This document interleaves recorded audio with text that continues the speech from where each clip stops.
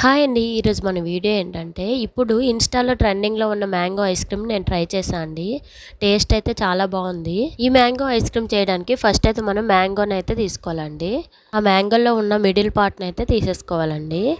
తీసుకొని పక్కన పెట్టుకోవాలి. నేనైతే 2 మ్యాంగోస్ అయితే చేశానండి. తర్వాత ఒక మిక్సీ జార్ తీసుకొని అందులో మిగిలిన మ్యాంగో జ్యూస్‌ని వేసుకొని పొట్టు తీసిన 10 బాదం పప్పు, 2 టేబుల్ స్పూన్ పాల పౌడర్, 2 టేబుల్ స్పూన్ షుగర్ వేసుకోవాలండి. అన్నీ వేసుకున్నాక మెత్తగా గ్రైండ్ చేసుకోవాలి.